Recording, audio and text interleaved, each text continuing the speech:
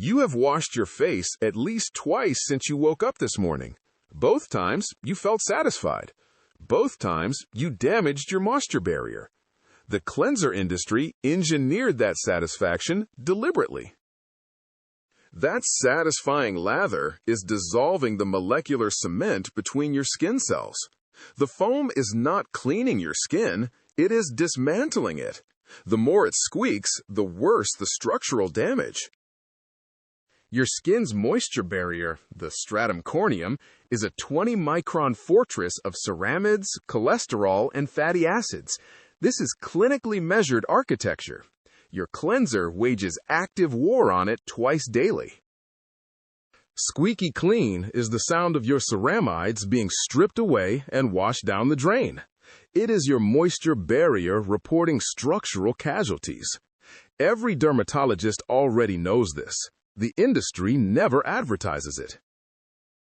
To understand the damage, you must understand the weapon. A surfactant is amphiphilic. One end craves water, one end craves oil. That molecular split personality is what makes it both useful and dangerous. Alone, a single surfactant molecule is harmless. It drifts and does nothing. But past a critical threshold called the CMC, they self-assemble into spherical attack structures called micelles. Cleaning begins. Destruction begins simultaneously. A micelle is a molecular cage. Hydrophilic heads face outward toward water. Lipophilic tails cluster inward, forming a greasy core that captures sebum, oxidized oils, and pollution. Everything lipophilic, without discrimination. Without discrimination, those two words should terrify every consumer. A micelle cannot distinguish the oxidized squalene you want removed from the ceramides your barrier needs to survive. Both are consumed with equal enthusiasm. Dermatologists call this delipidation, the extraction of your barrier's structural lipids. Clinical studies show repeated surfactant exposure increases transepidermal water loss by up to 40%. Your skin is leaking every wash. It gets worse. Anionic surfactants, the most common class, bind directly to keratin proteins, swelling corneal cells, and denaturing structural proteins. Clinical result? Tightness, microinflammation, and compromised barrier function lasting hours post-rinse. So the science says foaming cleansers are structurally dangerous. The evidence is peer-reviewed and damning, which raises the one question this video exists to answer. Is there any formula that can clean without destroying? Two formulas claim to have solved this paradox. CeraVe, a non-foaming emulsion, Bioderma Sensibio, a foaming gel. One of those descriptors should alarm you, based on everything established earlier. Hold that alarm. Round 1. Surfactant aggression. CeraVe's primary emulsifier is bihentrimonium methylsulfate. Not anionic, not non-ionic, cationic. On a cleanser. Nearly every product on the market avoids this particular chemistry. CeraVe chose it deliberately. The Bioderma Sensibio foaming gel counters with sodium cocoa amphophosphate, amphoteric, pH adaptive, documented as among the least irritating surfactant classes in all of clinical dermatology. Round 1 verdict: both formulas successfully avoid anionic destruction. Round 2. Ceramide survival during the wash. CeraVe embeds ceramide NP, AP, and EOP directly in its matrix. Whether they exist is not the question. Whether they survive the rinse is what matters. Answer: cationic chemistry prevents their removal. Your skin carries a net negative charge. A cationic emulsion is magnetically attracted to that surface. Physics anchors the ceramides. They do not wash away, they deposit. Bioderma answers with coacervation. When rinse water dilutes its surfactant network below CMC, the system destabilizes, and glycerol oleate, a biomimetic skin lipid, precipitates onto the stratum corneum. Different mechanism, same ambition. Round 3. CeraVe markets MVE technology, ceramide vesicles with sustained release. In a leave-on cream? Legitimate. In a 60-second rinse-off cleanser? The 24-hour claim weakens. The cationic anchoring is what actually deposits ceramides. Bioderma Sensibio counters with its proprietary DAF complex, mannitol, xylitol, rhamnose, fructooligosaccharides, not moisturizers, epidermal prebiotics, and neuroinflammation suppressors. Rhamnose specifically has peer-reviewed evidence reducing inflammatory cascades triggered by hard water minerals.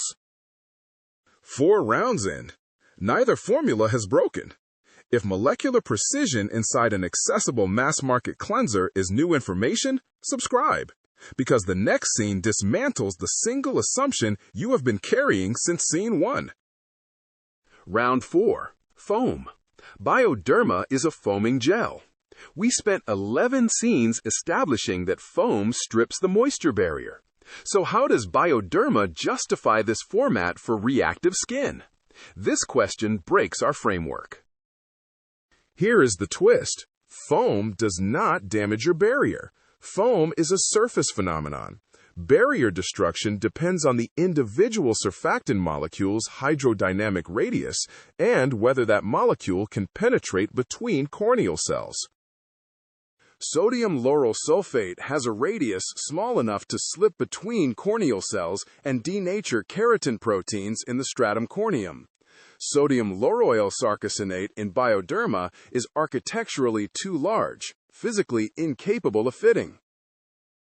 Bioderma Sensibio deploys a ternary system, sodium cocoa amphophosphate plus sodium lauryl sarcosinate plus cocoa glucoside.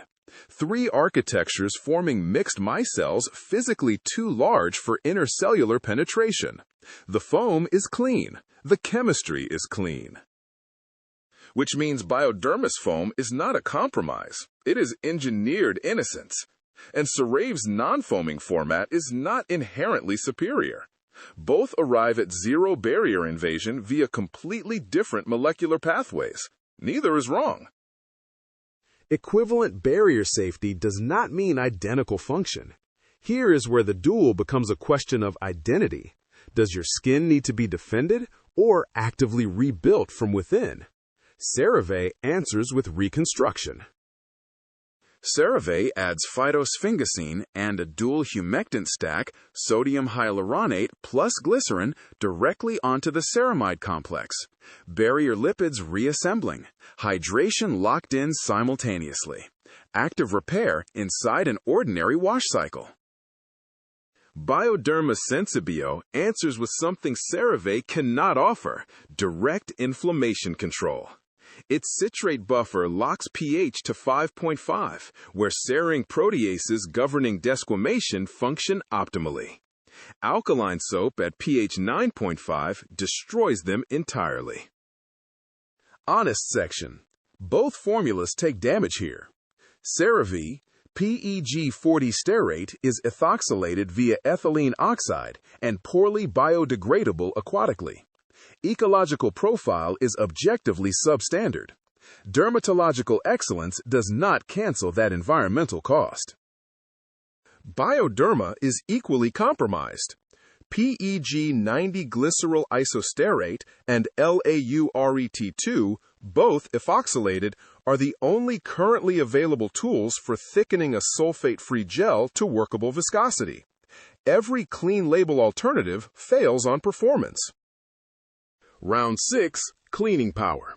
Here, the formulas genuinely diverge. Bioderma's ternary surfactant system generates superior detergency for silicone primers, mineral SPF, and long-wear foundation. CeraVe was not designed for heavy cosmetic removal. CeraVe holds one mechanism Bioderma Sensibio cannot replicate: cationic MVE delivery. No foaming cleanser architecture is chemically compatible with behentrimonium methosulfate. You cannot build a cationic emulsion network inside a surfactant-dominated foaming base. This means every foaming cleanser, regardless of gentleness, cannot achieve cationic ceramide deposition. Bioderma Sensibio cleans without stripping. CeraVe does something fundamentally different. It actively reconstructs the barrier while cleaning simultaneously. Round 7. Compliance. CeraVe is emulsion-based with no foam. For eczema or post-retinoid skin, zero stimulation is an asset. For a 22-year-old wearing full makeup, the non-foaming texture is a psychological deal-breaker. Bioderma wins compliance universally. Its foam is psychologically satisfying, and we now know that satisfaction is not lying. Sodium lauryl sarcosinate delivers thorough cleansing sensory reward with a molecular barrier footprint 10 times gentler. Verdict: not both are fine for different profiles. That is a cop-out. Eczema, atopy, post-treatment damage, CeraVe is the clinical prescription. No other rinse-off product delivers cationic ceramide reconstruction. It stands alone. For daily cleansing on sensitive, reactive, or rosacea-prone skin with an intact barrier, Bioderma is the superior daily driver. Terineric gentle surfactants, plus rhamnose neuroinflammation control, plus coacervation. It cleans more and soothes simultaneously. The real loser is not either product. It is every cleanser built on sodium lauryl sulfate. Maximum foam, maximum squeaking, maximum destruction. If your cleanser squeaks, remove it from your bathroom. Immediately, not later. The deeper lesson: chemistry always defeats marketing. The label claimed foam means clean. The INCI list disagreed. Your moisture barrier cannot read advertising. It reads molecular architecture.